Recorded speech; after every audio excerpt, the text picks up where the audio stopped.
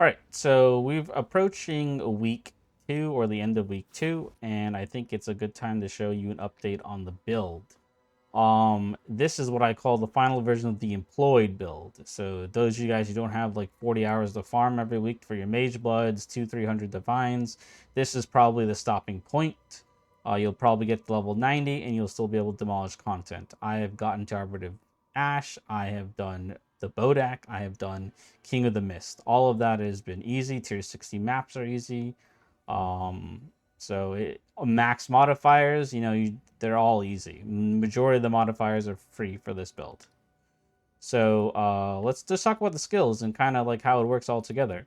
So Life Remnants, this just increases your HP. When Blood Mage hits things, it drops little blobs. You can pick them up and they get HP.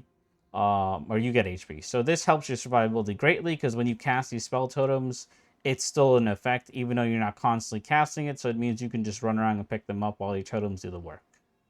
Harmonic Remnants, you really just have it for the 20% chance to create an additional remnant, and then Remnant Potency means you get more HP from them. Spell Totem, this is the reason why you play the build. With Ancestral Bond, Spell Totem no longer needs charges to be summoned. So we can, as many spirit as we can stack on the character, we want to summon at least 3 to 5 totems. So they're going to be 75 spirit each. Grim Pillars is the spell you're using. It's really strong. I think it's really overtuned, to be honest.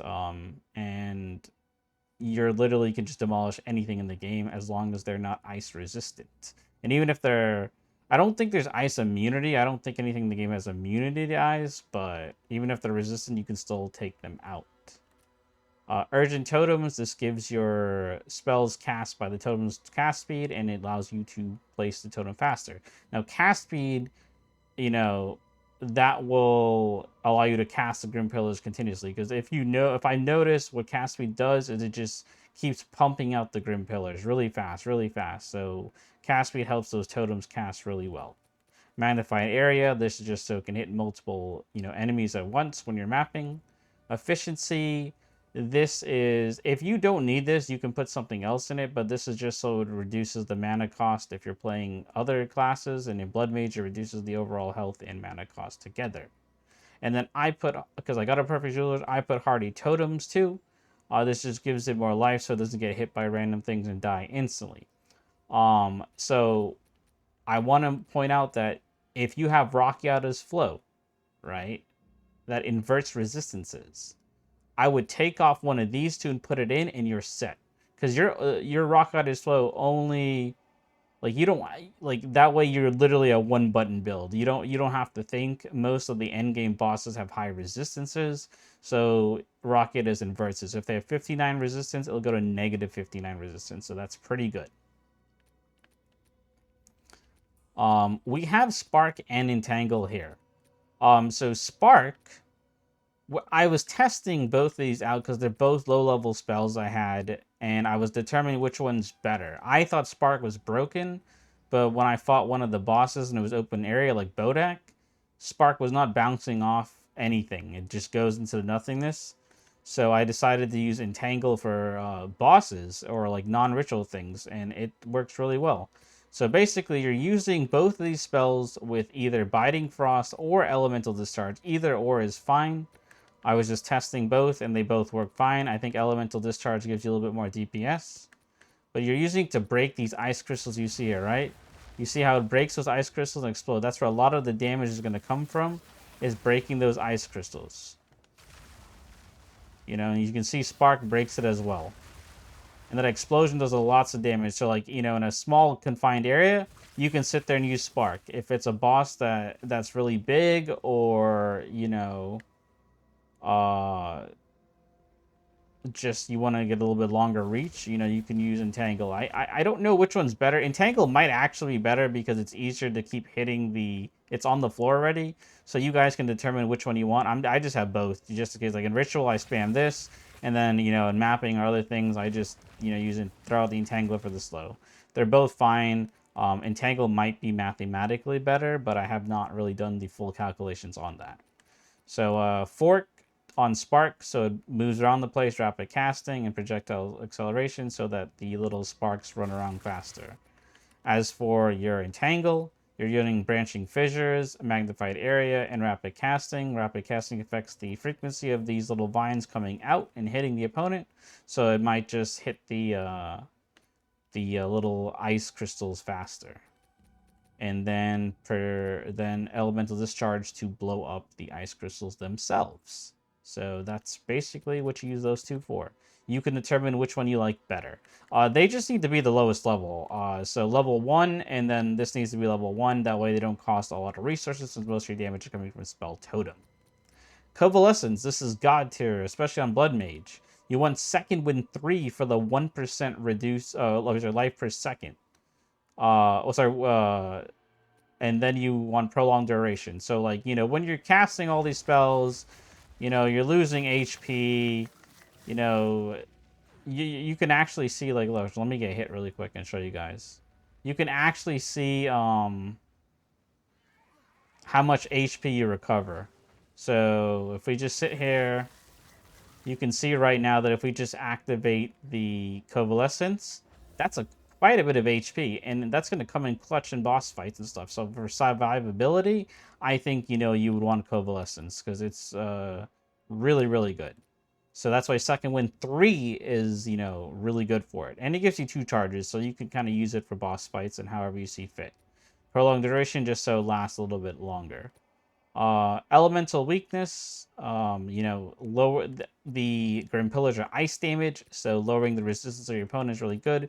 Same thing with Frostbomb for exposure. We have Heightened Curse to increase the magnitude, efficiency, because curses cost a crap ton of mana, and then Magnified Area, just, you know, in case you want to use it against mobs or stuff. You know, you can upgrade these as you see please to level 2 or 3 and level 2.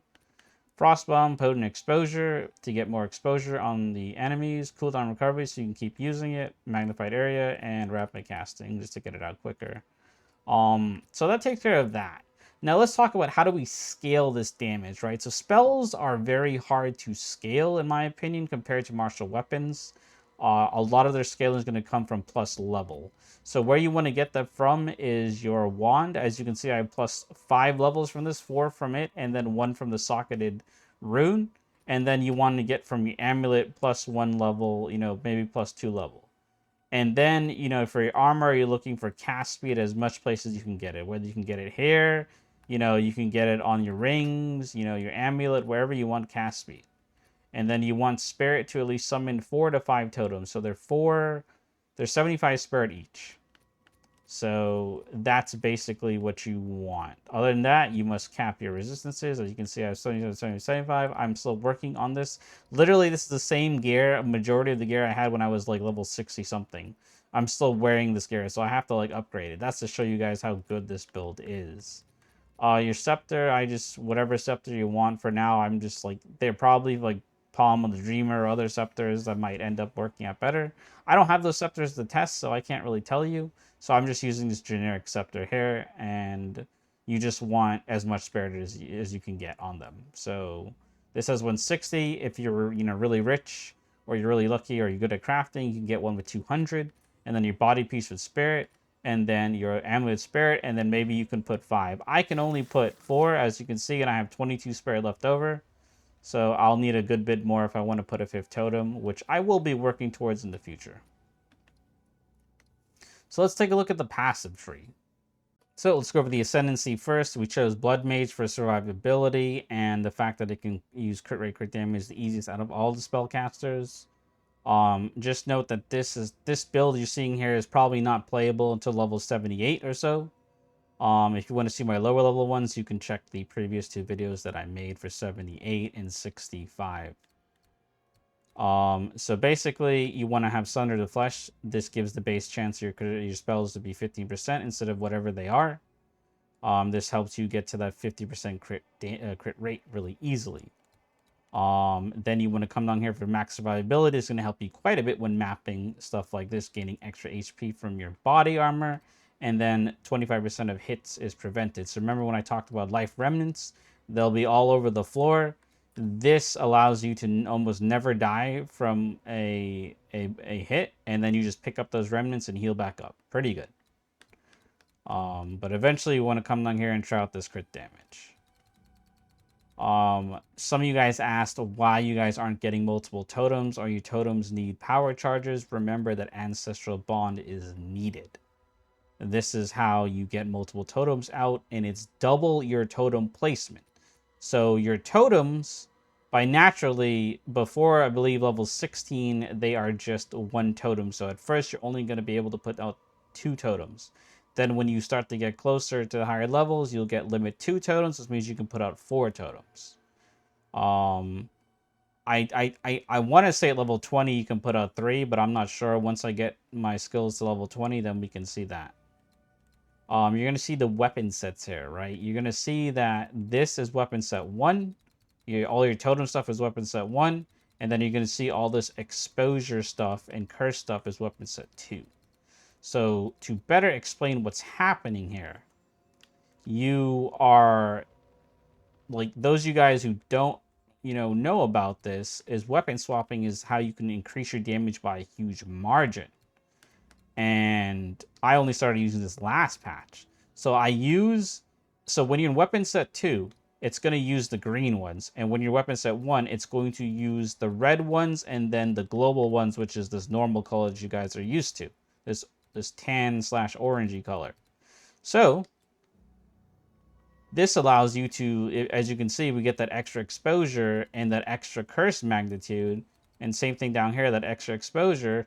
You can drop your curses and your frost bomb, and it's going to, you see how we switched to our staff, and then you can cast your totems, and because the exposure and the curse is on the enemy, it's already been applied.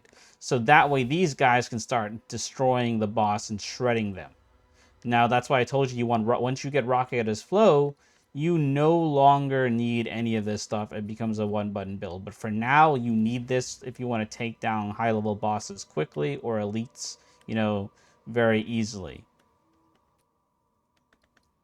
Other than that, we have, we maxed out on the crit rate, crit damage that we can. You can see it right here, over here, and over here. And then we got, we started increasing our spell damage. Now that our crit rate, crit damage is pretty steady, we're just going to increase our spell damage. And then eventually we might want to come down here. And you can choose, like, you can be unaffected by chill ground, because I hate chill ground. But, you could, like, once you get to level 90, any extra points is, like, whatever. Like, you can come over here and start getting more energy shield if you really wanted to. You can try to make your way to another jewel slot or something. Like for me, for example, I'm coming down here I got this jewel slot here, and then now I'm just going to just pick up whatever small nodes I can to get any little extra damage out of it. There's really nothing more. You can come down here and grab cast speed or something, right? There's nothing really more. The beauty of Blood Mage is that it's very easy to build a passive tree. It gives you max flexibility because you don't have to worry too much on the crit rate, crit damage nodes. So here's the passive tree. And that's basically it. That's the build in a nutshell. It's actually very simple when you think about it. I think this build is not really good to level with. I think once you get to interludes, or you're done with interludes, then you can make this build work. And then you can take it through mapping, and it just annihilates maps. It's just too free.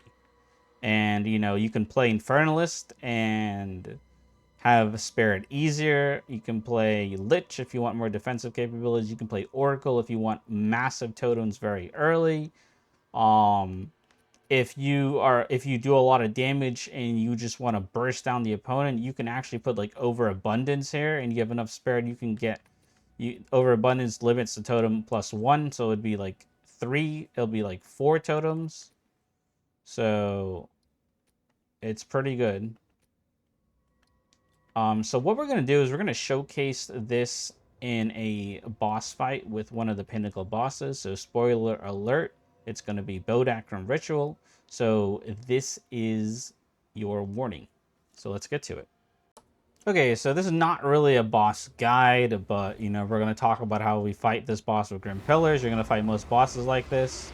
This guy is an invernally phase in the beginning, so you just want to just drop your pillars, drop some exposure, drop your entangles, and then just like kind of stay away from him. You gotta watch out for this guy's breath. It's really, really, really horrible. It will kill you. Once his energy shield is depleted, he'll go into his next phase. These 3 girls will come down. You're gonna follow the green light. There's gonna be a 3rd one. She freezes. This one kind of does damage and stuns, and the green light heals. They'll come up later if the fight even goes on that long. You are gonna get some flashback on the 2nd phase of this fight after this is done, so do not be scared to use your flask if you need to. After this guy gets stunned, you can't damage him. He's going to come down and slam down like Geonor. Now you can drop your exposure, drop your curse, drop your totems, then drop your entangle. You see we got hit there. You don't want to get hit by this breath. Look at that damage. We're already at 4 million damage because of the exposure and everything. Now be careful. This guy will jump on you. The visual clarity on this build is really tough to see.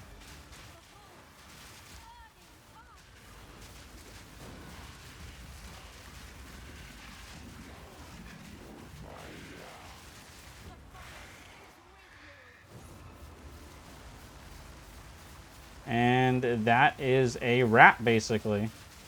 He's gone. We didn't even get to see his other phases. Like, if you step on these, she's going to come down and she's going to try to freeze them. If you step on this, you know, she's going to try to do other things. So, you know, that's it. You know, it's pretty good. Damage is good. And I think everyone could get to this stage. I think if you want to go beyond, like, you want to just, like, sneeze on your enemies, that's going to take a lot more. But yeah, thanks for watching. You know, next we have planned a Chronomancer build. I was leveling with Chronomancer. We're going to go for Spark Chronomancer, taking advantage of some of the other things, the nodes that Chronomancer has. So stay tuned for that video and catch you guys on the next one.